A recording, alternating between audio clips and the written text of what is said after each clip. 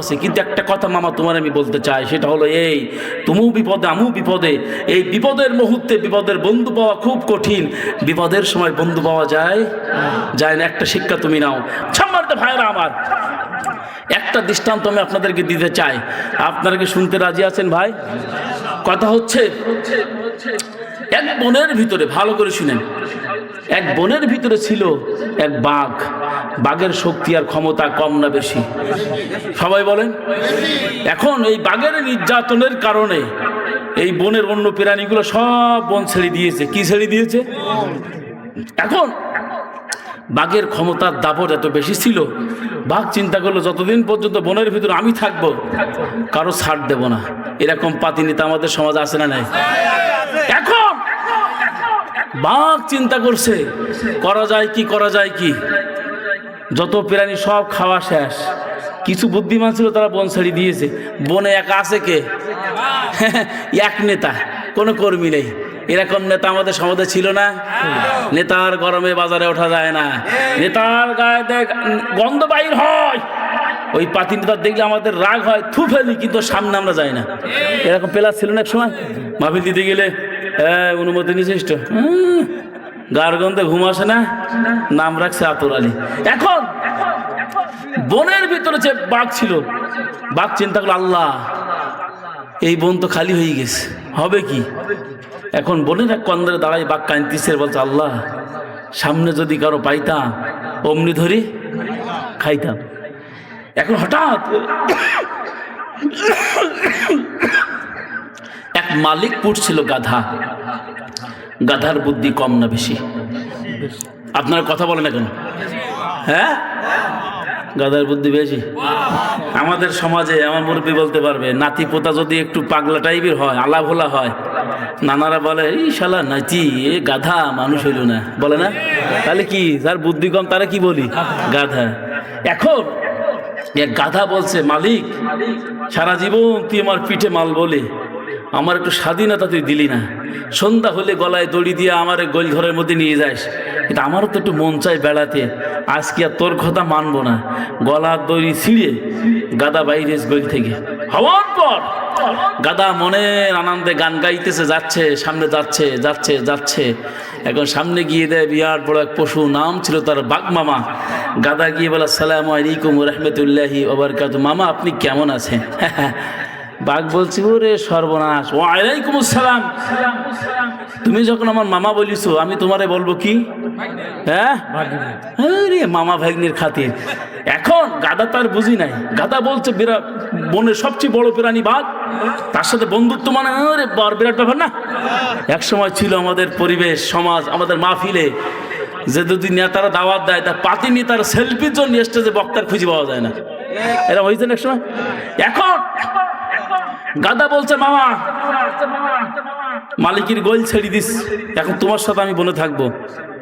বাঘ বলছে, বাহ, তোরে তো আমি ধরি খুঁজতেছি, তোর তো পাই না, আয় আমার বুকি আয়, তোর জায়গা তোমার কোথায়? আমার বুকি। কিন্তু বাঘের ধান্দা খারাপ না ভালো? কথা বলে না কেন? কিছুক্ষণ কোলাকুলি করার পর বাঘ চিন্তা করলো আর সময় দেওয়া যাবে, পেটে প্রচন্ড ক্ষুধা, আর সময় দেওয়া যায় না। বাঘ দেশে হুঙ্কার, হুঙ্কার দেওয়ার পরে গাধার প্রাণের আসে না গেছে। গাধা বলছে, কি সর্বনাশ, এতক্ষণ ধরে বুকের মধ্যে জোড়াই ধরে রাখলে আবার এখন হুঙ্কার মারতেছিস কেন? এখন গাধা, বাঘ যে হুঙ্কার দিছে, গাধা দিছে দৌড়। এখন বলেন তো দেখি, বাঘও দৌড়ায় গাধাও দৌড়ায়, বাঘ দৌড়ায় কিসের জন্য? বলে না কিছু, হাই রে। আর গাধা দৌড়ায় নিয়ে দুইজনে কয় রকম? দুই রকম। বাঘও দৌড়ায় গাধাও দৌড়ায়, বাঘও দৌড়ায় গাধাও দৌড়ায়। দৌড়াতে দৌড়াতে এমন সময় সামনে ছিল এক পুকুর, পুকুরই নেই পানি, আছে শুধু গাধা। লাভ দিছে গাধা। এখন গাধা যখন দিছে লাভ, পানি নাই, তালি মনে হয় গাধা ডাববে না ভাসবে? কথা বলেন, ডাববে। ডেবে যাওয়ার পরে গাধা যখন ডেবে গেছে, বাঘও দিছে লাভ, বাঘ মনে হয় ভাসবে। বিপদে কয়জন? কথা বলেন না কেন? বাঘও ডেবেছে, গাধাও ডেবেছে। ডাবার পরে বাঘ বলছে ভেগ নিয়ে, গাধা বলছে মামা। শুন নরম দুইজনে, ও ভেগ নিয়ে, বিপদে তুমি আর আমি দুইজন, কি করবা? গাদা বলছে মামা আমার কিছু করার নেই, নিঃস্বার্থ ভালোবাসা দিদি গিয়ে তুমি আমার দিছো তারা, তুমিও বিপদে মামা আমিও বিপদে, টেনশন করো না, ওই জায়গায় পড়ি থাও, সময় কথা বলবে, সময় সময়। বাঘ বলছে ভাগ্নে বাদ দাও, যা হয়েছে হয়েছে, নতুন করি ভালোবাসা তৈরি করি। গাদা বলছে মামা নেড়া বেলতোলা দে বারবার আর যায় না। এখন সম্মানিত ভাইয়েরা আমার আলোচনা শুনেন। গাদা বলছে মামা তোমার শক্তি ছিল, তোমার পাওয়ার ছিল, ক্ষমতা দেখাইছো, আমারে তাড়াইছো, আমি ভয়তে দিছি লাভ, বিপদে তুমিও আসো আমিও আছি, কিন্তু একটা কথা মামা তোমার আমি বলতে চাই, সেটা হলো এই তুমিও বিপদে আমিও বিপদে, এই বিপদের মুহূর্তে বিপদের বন্ধু পাওয়া খুব কঠিন, বিপদের সময় বন্ধু পাওয়া যায় যায় না। একটা শিক্ষা তুমি নাও। আরেকটা শিক্ষা হচ্ছে এই, আমার মালিক যখন গোইল ঘরের ভিতরে যাবে, গিয়ে গোইল ঘর যখন খালি দেখবে, আমার মালিকের মাথায় কিন্তু কাজ করবে না, আস্তে করে খুঁজতে খুঁজতে এই যখন পুকুর পরে আসবে, দেখবে গাদা বিপদের ভিতরে আছে, আমার মালিক আস্তে করে গলায় দড়ি দিয়ে টাস করে টেনে আমার গোইল ঘরের মধ্যে ঢোকাবে। কথা বলেন কথা বলেন। ও মামা আমার তো মালিক আছে, তোমার তো মালিক নেই, তুমি সারা রাত যদি মরি থাকবা, তোমার মা তোলার মতন কেউ নেই। কথা বল না কেন? সুতরাং তোমার পাওয়ার ছিল, তোমার ক্ষমতা ছিল, ক্ষমতা দেখিয়েছ, তুমিও বিপদ আমিও বিপদ, আমার তো মালিক আছে তোমার তো মালিক নেই। দীর্ঘ 16 বছর ক্ষমতার মসনদে বসে অসংখ্য আলেমকে হত্যা করেছ, অসংখ্য আলেমকে ফাঁসির মঞ্চে নিয়ে গেছো, কোরআনের মাহফিলগুলো বন্ধ করেছ। সুতরাং আজকে বাংলার জমিনে তোমরা নাই, আমরাই তো এখন বেঁচে আছি। কথা বল ঠিক কিনা? আমাদের একজন মালিক আছে, আমাদের মালিকের নাম কি? আমরা বিপদে পড়েছি, আমাদের মালিকের আমরা ডাক দিয়েছি, আমরা মালিককে বলি নাই। সুতরাং আজকে আমরা আমাদের মালিকের জন্য এখানে এসেছি, এক সেকেন্ডের জন্য বাতিলের কাছে মাথা নত করবো না, করবো না, করবো না। আরে আমার নবীর উপর কোরআন নাজিল হওয়ার পর আমার নবী 3 বছর এই কোরআনের দাওয়াত গোপনে দিয়েছেন। জোরে বলেন কয় বছর? সবাই বলেন কয় বছর? আর জোরে বলেন কয় বছর? 3 বছর। নবীর কোনো দোষ ছিল নাকি?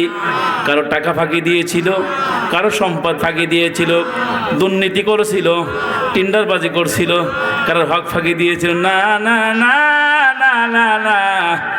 যে নবীকে গোটা পৃথিবীর জন্য রহমত বানিয়েছেন তিনি কে? আর জোরে বলেন তিনি কে? আরে যে নবীকে গোটা পৃথিবীর মানুষের জন্য আমার আল্লাহ রহমত বানালেন, যে নবী পৃথিবীতে না আসলে আল্লাহ কিছুই বানাতেন নয়। নবীর পাওয়ার কম না বেশি? আরে যে নবীর চরিত্র সার্টিফিকেট স্বয়ং আমার আল্লাহ দিলেন, ওয়াইন্না কালা আলা খুলুকিন আযীম। ও নবী আমি আল্লাহ তোমাকে উন্নত চরিত্রের উপর প্রতিষ্ঠিত করেছি। আল্লাহু আকবার বলেন। ওই নবীর উপরে কোরআন নাজিল হলো 3 বছর। রসুল গোপনে দাওয়াত দিলেন, রসুলের পাশে কেউ নাই, রসুলের ডাইনে কেউ নাই, নবীর বায়ে কেউ নাই, নবী একা হয়ে গেলেন। আল্লাহর নবী 2 চোখ দিয়া দরদর করে পানি পড়তেছেন, কাবার চত্বরে রসুল বসে আছেন, কেউ রসুলের পাশে নাই। এমন সময় জিবরাইল বললেন, রাসূলুল্লাহ ইয়া হাবিবাল্লাহ আপনি কেন কাঁদেন গো নবী, আপনি কেন কাঁদেন? আপনার চোখের পানিটা কেউ দেখতে পারে না, আর কেউ দেখতে পারে না। আল্লাহর নবী বললেন, জিবরাইল আমার আল্লাহ যে কোরআন নাজিল করেছেন, এই কোরআনের পক্ষেতে কোনো লোক আমি খুঁজে পাই না, আমি একা হয়ে গিয়েছি, আমার খুব টেনশন হয়, আমার খুব ভয় হয়, আমি একা একা কিভাবে কোরআনের দাওয়াত গুলো দেবো, আমি তো কিন্তু বুঝতে পারি নাই। আমার আল্লাহ বললেন, জিবরাইল আমার বন্ধুর চোখের পানি আমি আল্লাহ দেখতে পারি না, দেখতে পারি না। আমার বন্ধুরে বলে দাও, টেনশন করার দরকার নাই, হতাশ হওয়ার দরকার নাই। দুনিয়ার কোনো মানুষ যদি আমার বন্ধুর পক্ষে না থাকে, একজন আছে, সবাই বলেন তিনি কে? আর যারা বলেন তিনি কে? তাহলে কোরআনের পক্ষে থাকার কারণে সবাই যদি আমার বিরুদ্ধে চলে যায়, আমার মালিক যদি বলে, গোলাম রে আমি আছি তোর পক্ষে, তাহলে কারো দরকার আছে নাকি না? জিবরাইল বললেন, নবী আপনি টেনশন করেন না, হতাশ হয়েন না, আপনি কোরআনের দাওয়াত দিতেই থাকেন, দিতেই থাকেন, নিশ্চিত এই কোরআনের দাওয়াত দেওয়ার পর আপনার পক্ষে লোক দলে দলে ভেড়বে। জোরে বলেন সুবহানাল্লাহ, আর জোরে বলেন সুবহানাল্লাহ। আমরা কোরআনের কথা বললে আমাদের মাহফিলে লোক হয় না, কিন্তু আল্লামা সাঈদী যখন কোরআনের কথাগুলা বলতো, মানুষ চাতক পাখির মতন লক্ষ লক্ষ মানুষ বসে থাকতো, কেউ নড়াচড়া করতো না। আল্লাহু আকবার বলে। নবী আমার দাওয়াত দিতে শুরু করলেন, কেউ রাসূলের পাশে নাই। কয়েকজন সাহাবী রাসূলের হাতে হাত দিয়ে বলেন, ইয়া রাসূলুল্লাহ, ইয়া হাবিবাল্লাহ, আপনি টেনশন করবেন না, আপনি হতাশ হবেন না, আমরা আপনার ছেড়ে যাব না। রাসূলের সাথে কিছু মানুষ হাতে হাত দিয়ে বায়াত গ্রহণ করলেন। রাসূলের মনটা ভালো না খারাপ?